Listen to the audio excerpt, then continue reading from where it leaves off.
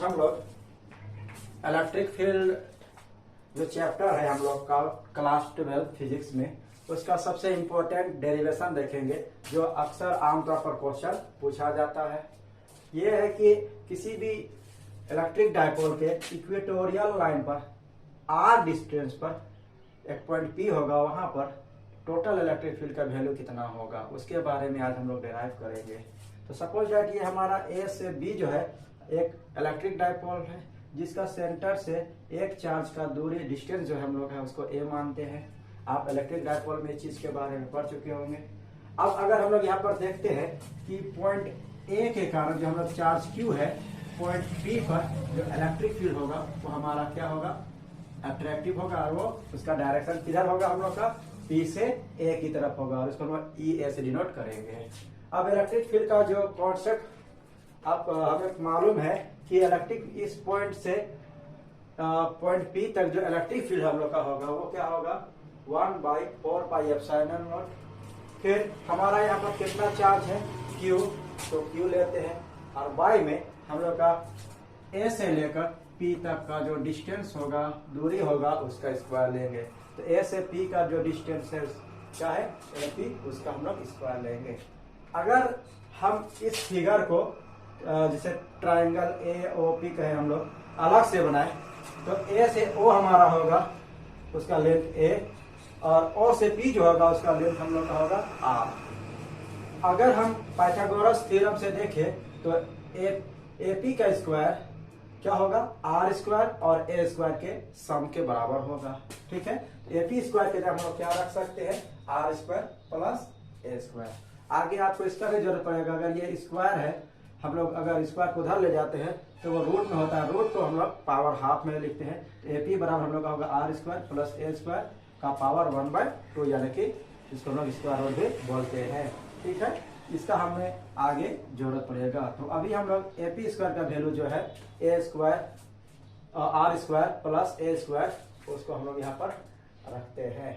अब जितना हमारा ए से P पर जो इलेक्ट्रिक फील्ड हम लोग का होगा यहाँ B से P पर भी इलेक्ट्रिक फील्ड हम लोग का उतना ही होगा जिसको हम लोग EB से डिनोट करते हैं। लेकिन चूंकि यहाँ पर हम लोग एक यूनिट चार्ज लिए हैं तो और ये भी हम लोग का क्या है पॉजिटिव चार्ज, तो ये इसको रिपेल करेगा, इसलिए हम लोग EB का जो डायरेक्शन होगा हम लोग का ऊपर की ओर होगा। अब हम लोग वेक्टर का जो ज्योमेट्री होता है, वेक्टर का जो रिजोल्यूशन ऑफ वेक्टर एक टॉपिक होता है उसके अनुसार हम लोग देखते हैं तो EA है उसको हम लोग दो वेक्टर के रूप में तोड़ेंगे, एक EA cos थीटा और एक EA sin थीटा। उसी तरह हम लोग EB जो हम लोग का है इलेक्ट्रिक फील्ड उसको दो हिस्सा में तोड़ेंगे हम लोग, एक EB cos थीटा और एक EB sin थीटा। क्योंकि EA और EB का दोनों का वैल्यू बराबर है इसलिए EA sin थीटा और EB sin थीटा का वैल्यू बराबर होगा, लेकिन दोनों का डायरेक्शन ऑपोजिट है।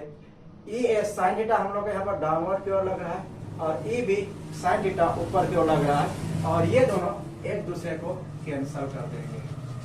ठीक है, तो हमारा टोटल इलेक्ट्रिक फील्ड जो होगा वो क्या होगा सम ऑफ यानी कि क्या होगा EA cos थीटा और EB cos थीटा दोनों का डायरेक्शन जो है हम लोग का एक ही डायरेक्शन में लग रहा है, इसलिए हमारा टोटल इलेक्ट्रिक फील्ड जो होगा क्या होगा EA cos theta plus EB cos theta होगा। अब चूंकि EB हम लोग का बराबर है EA का इसलिए हम लोग EB के जगह में क्या लिख सकते हैं हम लोग EA लिख सकते हैं। तो हमारा ये हो जाएगा EA cos theta plus EA cos theta. अब ये EA cos theta EA cos theta दो बार हम लोग का है इसलिए हम E बराबर क्या हो जाएगा E2EA cos थीटा। ठीक है, अब हम लोग क्या करते हैं कि पुट कर देते हैं किसका वैल्यू यहाँ पर EA का वैल्यू कितना है, EA का वैल्यू हम लोग का है जी EA का वैल्यू हम लोग कितना है जिसको हम यहाँ पर पुट कर देते हैं। ये वैल्यू हम लोग का EA जो हम लोग शुरू में हम लोग लिखे थे। फिर यहाँ पर हम लोग का है cos थीटा।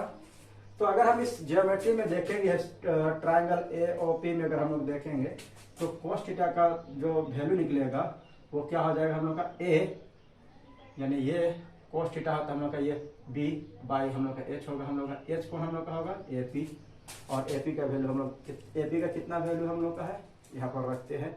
तो अगर हम लोग इस ट्राइंगल से cos थीटा का वैल्यू निकालते हैं तो वो हमारा आता है इतना, ठीक है। तो हम लोग cos थीटा का जो वैल्यू है उसको हम लोग यहाँ पर पुट कर, cos थीटा के जगह में हम लोग यहाँ पर पुट कर देते हैं, ठीक है। अब देखिए हमारा ऊपर में क्या है, हम लोग है Q है उसको पहले लिखते हैं हम लोग, फिर 2 है उसको लिखे, फिर A है उसको हम लोग लिख देते हैं, नीचे क्या हम लोग है 4 पाई एप्सिलॉन नॉट उसको हम लोग लिख देते हैं।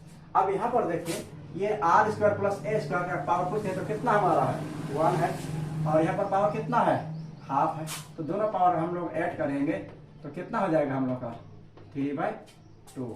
तो हमारा क्या आ जाएगा, ये हम लोग का आ जाएगा पावर आर स्क्वायर प्लस ए स्क्वायर का पावर 3/2।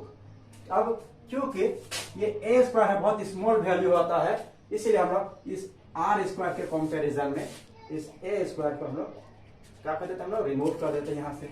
अगर इस ए स्क्वायर को अगर हम लोग यहाँ से रिमूव कर देते हैं तो हमारा सिर्फ क्या बचेगा अंदर में आर स्क्वायर। अब पावर कितना हम लोग का है 3/2। अब ये 2 और आर स्क्वायर का 2 हम लोग जो कैंसिल हो जाएगा तो बचेगा क्या हम लोग का, ऊपर में जो है उसको हम लोग लिख देते हैं, हम लोग का है Q × 2 है, नीचे 4 पाई एप्सिलॉन नॉट और R का पावर कितना हो जाएगा 3।